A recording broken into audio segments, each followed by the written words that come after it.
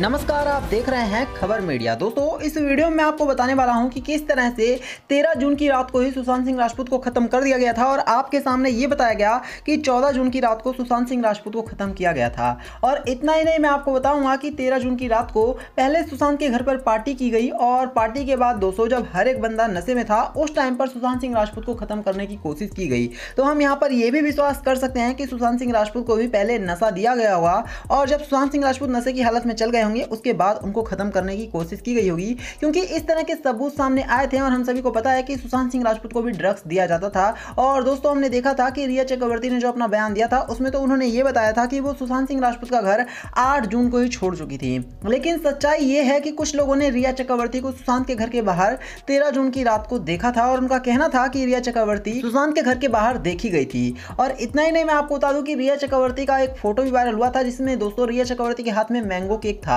और कहा जा रहा है कि जिस रूम में खड़ी होकर के रिया चक्रवर्ती ये मैंगो केक खा रही थी वो सुशांत सिंह राजपूत का ही कमरा था। इससे ये पता चलता है कि रिया चक्रवर्ती 13 जून की रात को सुशांत सिंह राजपूत के घर पर पार्टी में भी सम्मिलित हुई थी। और दोस्तों, शायद इसी पार्टी में पूरा प्लान बनाया होगा कि किस तरह से सुशांत सिंह राजपूत को खत्म करना है और इसी पार्टी में रिया चक्रवर्ती ने कई तरह के बड़े गुनाह को अंजाम दिए होंगे। और इसका नतीजा यह है दोस्तों कि रिया चक्रवर्ती की परेशानी अब एक बार फिर से बढ़ने वाली है, क्योंकि रिया चक्रवर्ती ने जितना भी सच को छुपाने की कोशिश की लेकिन सच बाहर आ चुका है और पता चल चुका है कि रिया चक्रवर्ती सुशांत सिंह राजपूत के साथ हुई घटना में कहीं ना कहीं इनडायरेक्टली शामिल थी और उसने सुशांत सिंह राजपूत को ड्रग्स भी दिया होगा और साथ ही साथ 13 जून की रात को वो पार्टी में भी शामिल थी। मैं आपको बता दूं कि इस केस में एनसीबी लगातार छानबीन तो कर रही है, लेकिन दोस्तों सीबीआई को कुछ ऐसे सबूत मिले हैं जिससे कि सुशांत सिंह राजपूत का केस अब बहुत जल्द सॉल्व हो जाएगा। आपको बता दें कि लगातार छानबीन का नतीजा ये मिल रहा है दोस्तों कि ड्रग्स केस में एक के बाद एक लगातार रोज गिरफ्तारियां हो रही हैं और दोस्तों अब वो लोग भी गिरफ्तार बहुत जल्द हो सकते हैं जो कि अभी भी सुशांत सिंह राजपूत केस में बाहर चल रहे हैं।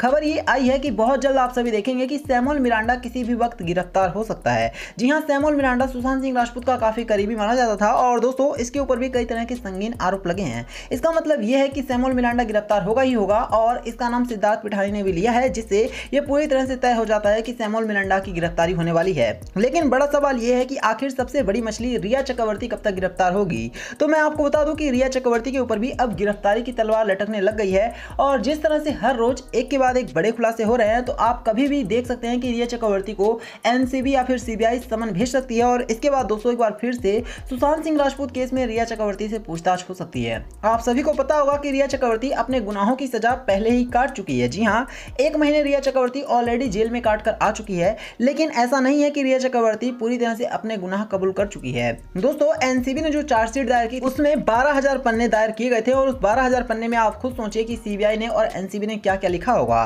तो साफ है कि रिया चक्रवर्ती के गुनाह की लाइन बहुत लंबी है और निश्चित तौर पर रिया चक्रवर्ती अब इसकी सजा भी काटेगी और बस सिद्धार्थ पिठानी एक बार रिया चक्रवर्ती का नाम लेगा तो इसके बाद रिया चक्रवर्ती पकड़ी जाएगी। तो यही था वीडियो में। वीडियो को लाइक करना, इसे शेयर करना और चैनल को सब्सक्राइब करना। धन्यवाद।